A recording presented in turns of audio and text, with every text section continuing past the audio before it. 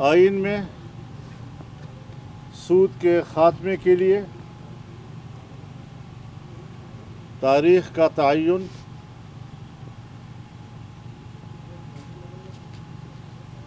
شریعت court, federal شریعت court کو مضبوط بنانا، ان کی اختیارات میں اضافہ کرنا اور اس کو حقیقی معنوں میں ایک عدالت تسلیم کرانا، اس کے ساتھ ہی اسلامی نظریاتی کونسل کی سفارشات پیش ہو جانے کے ساتھ ساتھ پارلیمنٹ میں اس پر بحث کرنا آئینی طور پر لازم قرار دیا گیا ہے۔ جمعیت علماء اسلام کی مرکزی مجلس شورا نے اس پر خراج تحسین پیش کیا ہے اور قوم کو مبارکباد دی ہے۔ دینی مدارس کے حوالے سے ان کی رجسٹریشن اور بینک اکاؤنٹس کا جو ایکٹ پاس کیا گیا ہے اسے بھی مرکزی مجلس شورا نے ایک مستحسن اقدام قرار دیا اور پورے ملک میں دینی مدارس نے اس پر اطمینان کا اظہار کیا ہے۔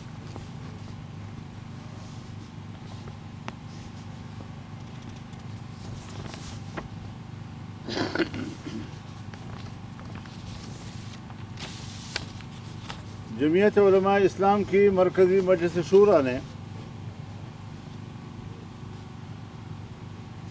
فلسطین پر اور غزہ کے عوام پر وحشیانہ بمباری کر کے جن جنگی جرائم کا ارتکاب کیا ہے،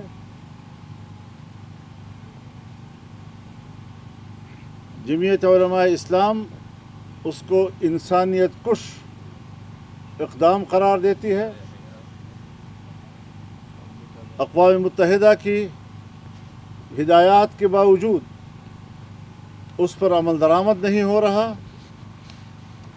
عالمی عدالت انصاف کے فیصلے کے باوجود اس پر کوئی عمل درآمد نہیں ہو رہا ہے۔ اس حوالے سے عالمی قوتیں وہ ایک ظلم اور انسانی قتل کی حمایت کر رہے ہیں۔ امریکہ ہو یا مغربی دنیا،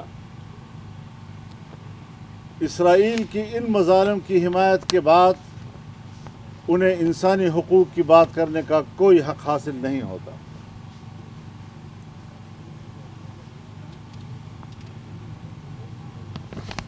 ہم اپنے عوام سے اپیل کرتے ہیں کہ وہ کچھ بھی ان کی مدد نہ کر سکیں لیکن ان کی مالی معاونت کے لیے آگے بڑھیں تاکہ وہاں پر جو یتیم بچے رہ گئے ہیں، بے خانماں لوگ در بدر کی ٹھوکریں کھا رہے ہیں، غذائی قلت ہے، دوائیں موجود نہیں، علاج کی تمام سہولتیں تباہ و برباد کر دی گئی ہیں، یہ انسانیت کا فریضہ بن جاتا ہے کہ وہ ان مظلوم انسانوں کی مدد کے لیے آگے بڑھیں۔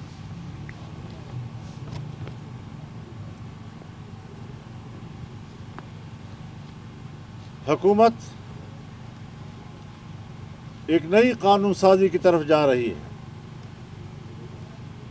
اور اینٹی ٹیررزم ایکٹ 1997 میں ترمیم کرنا چاہتی ہے۔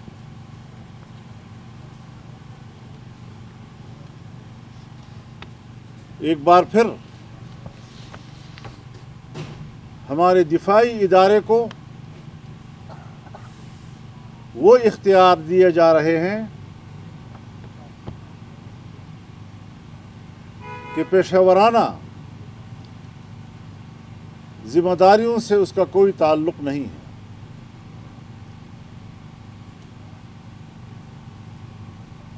پہلے نیب سے شکایت تھی، اس کے اختیارات کم از کم کیے گئے، لیکن آج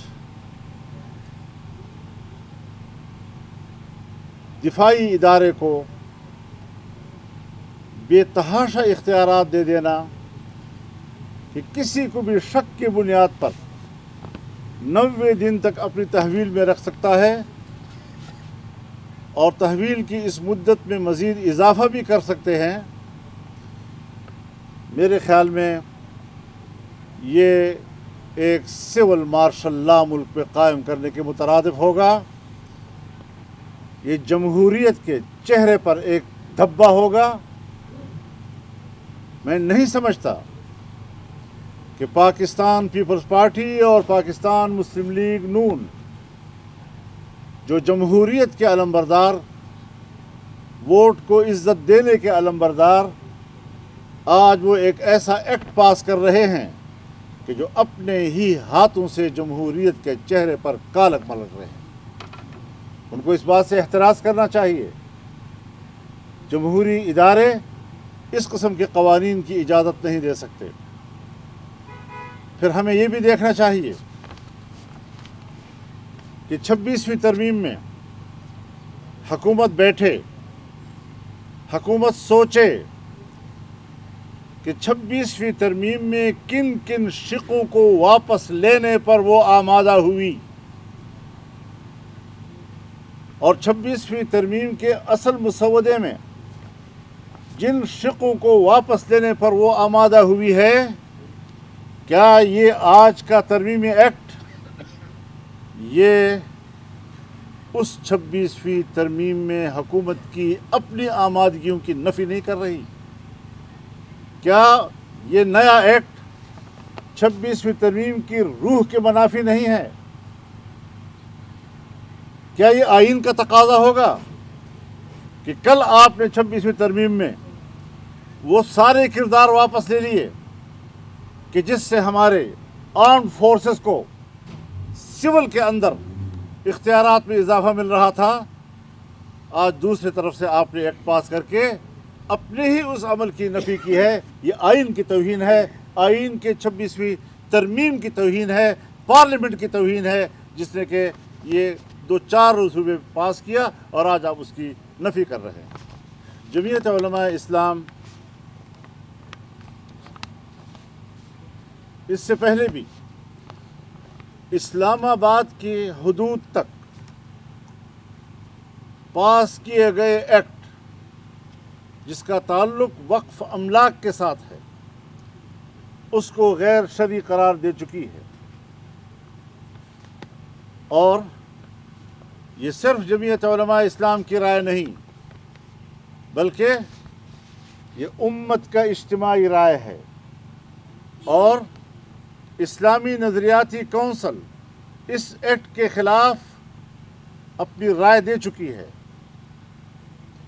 آج اسی ایکٹ کے قریب قریب اس کے مماثل ایک ایکٹ ہندوستان میں پاس کیا جا رہا ہے۔ اس سے آپ اندازہ لگائیں کہ اگر آج وہاں کی گورنمنٹ وہاں کے مسلمانوں کی اربوں ایکڑ پر مشتمل مسلم اوقاف کے خلاف ایک قانون پاس کرنے جا رہی ہے، ہندوستان مسلمان کے جائیدادوں کو جس طرح ہڑپ کرنا چاہتا ہے، ان کے وقف املاک کو جس طرح ہڑپ کرنا چاہتا ہے، پاکستان کی حکومت نے پاکستان کے اندر رہ کر مسلمانوں کے اوقاف کو ہڑپ کرنے کی کوشش کی۔ کوئی ضمیر ہے؟ کہ اس ضمیر کو ایک دفعہ جھنجھوڑا جائے کہ ہم پاکستان، اسلامی جمہوریہ پاکستان میں اسلامی احکامات کے ساتھ کیا کھلواڑ کر رہے ہیں، اللہ کے دین کے ساتھ کیا مذاق کر رہے ہیں۔ مبارک ثانی کیس میں سپریم کورٹ نے فیصلے دیے، بالآخر سپریم کورٹ کو اپنے فیصلوں کی اصلاح کرنی پڑی۔ اسی طریقے سے شادی بیاہ کے معاملات، دوسرے نکاح کے معاملات پر جو سپریم کورٹ کے فیصلے آئے ہیں وہ قطعی طور پر قرآن و سنت کے احکامات کے خلاف ہیں۔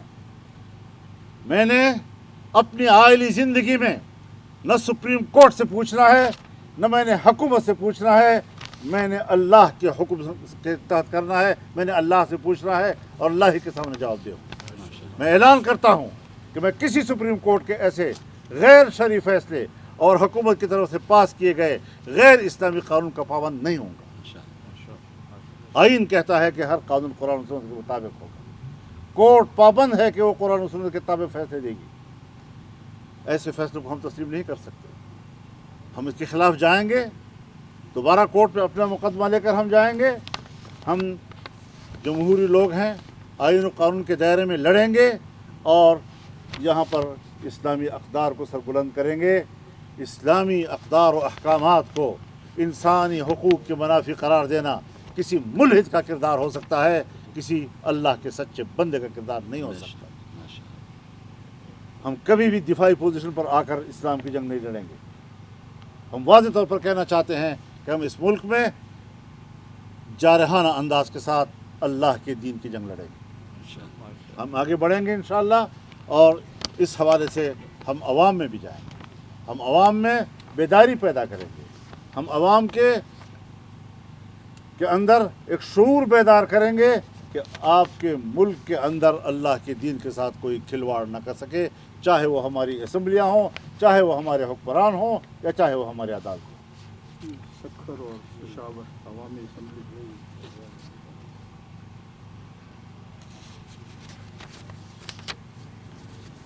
اس کے ساتھ ہی ہم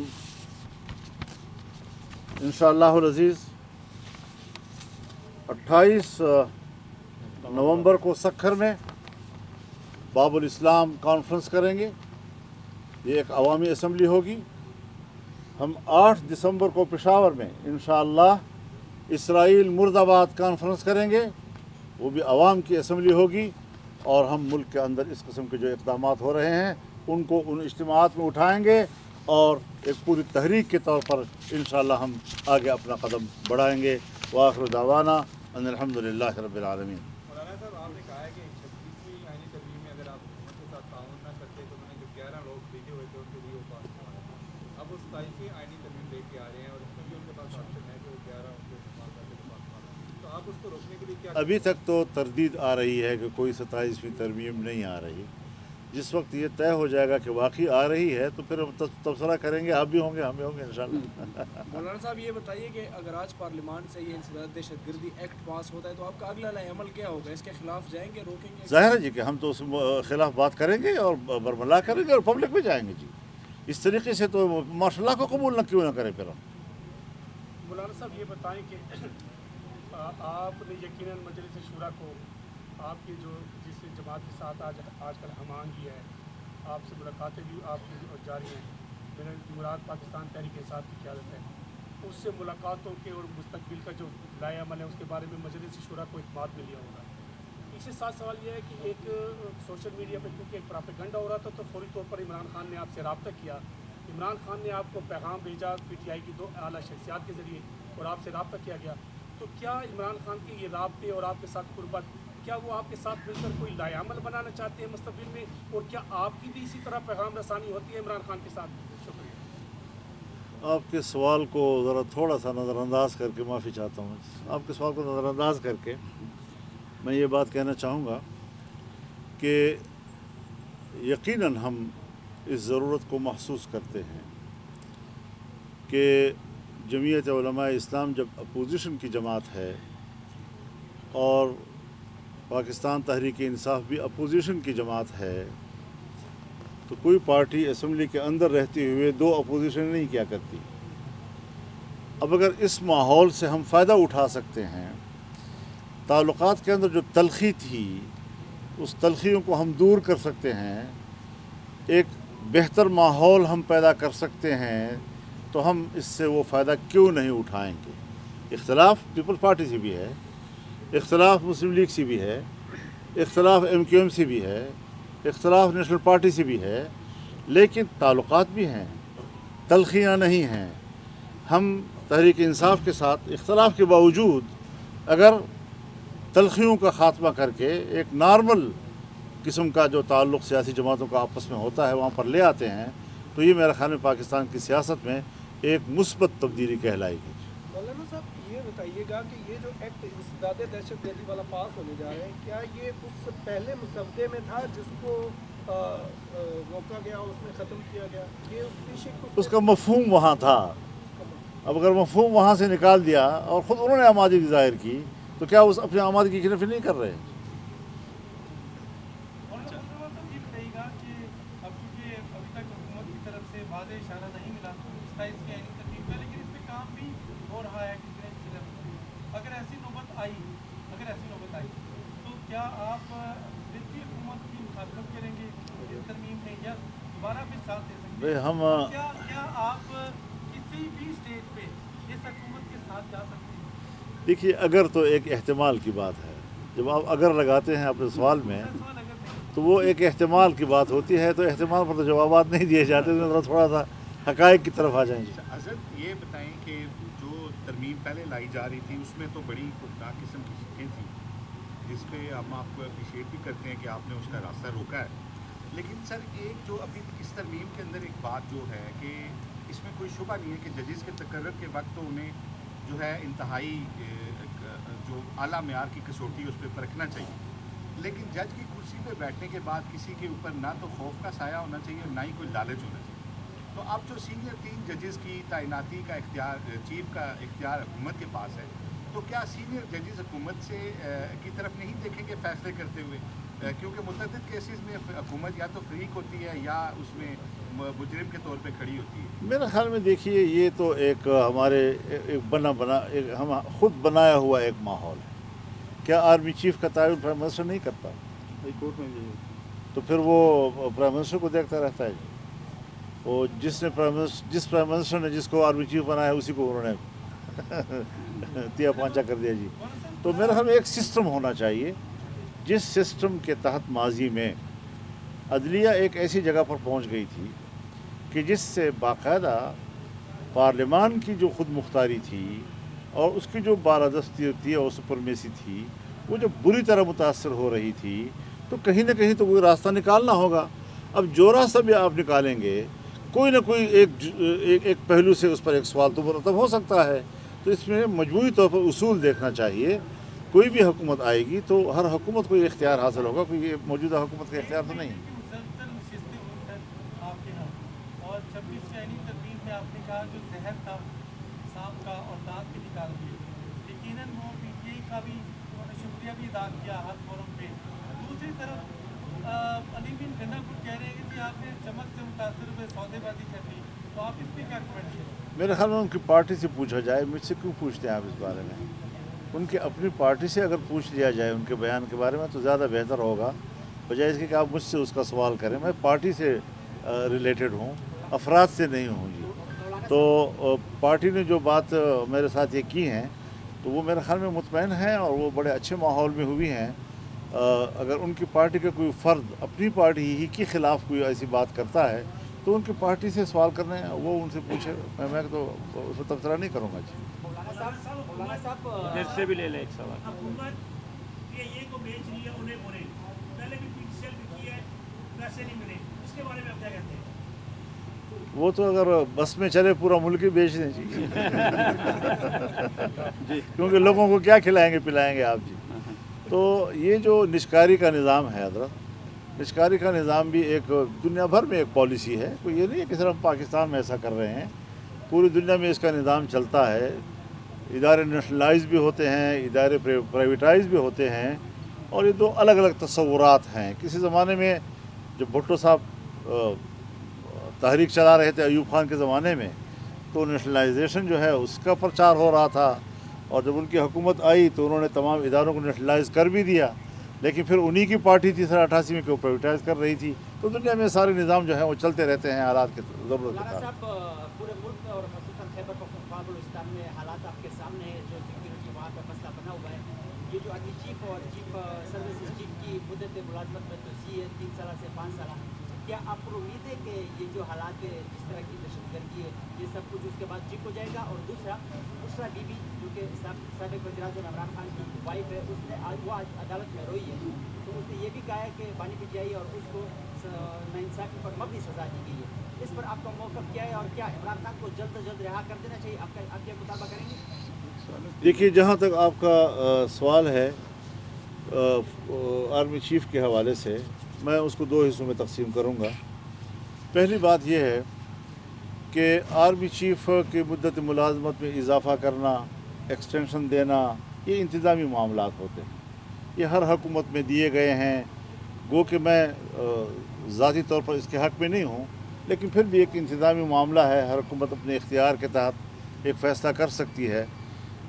یہ کوئی ایسی بات نہیں ہے، ایک نہیں ہوگا تو دوسرا آئے گا، دوسرا نہیں ہوگا تو تیسرا آئے گا. ہمارے لیے تو وہ بھی جرنیل، وہ بھی جرنیل، وہ بھی جرنیل.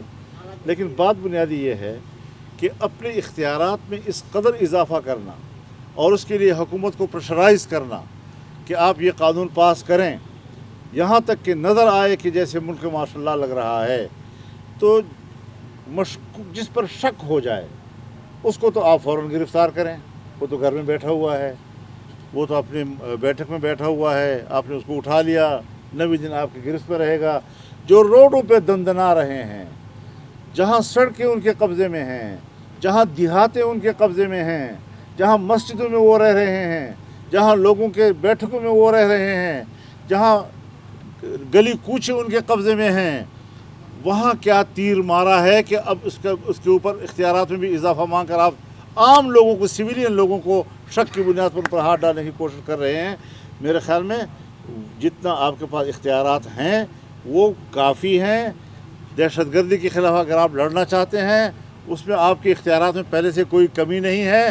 مزید حالات کا سہارا لے کر اس پر اپنے اختیارات میں اضافہ کرنے کے لیے بطور جواز حالات کو استعمال کرنا، یہ ظلم ہے.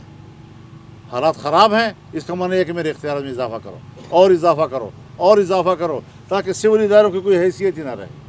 تو میرے خیال میں ہمیں پاکستان کو ایک سویلین اسٹیٹ کے طور پر دنیا میں متعارف کرانا ہے، ورنہ آپ کے کسی قسم کے پارلیمانی فیصلے کو اور آپ کی حکومتوں کو باہر کی دنیا میں ایک جمہوری ملک کا پروٹوکول نہیں ملے گا.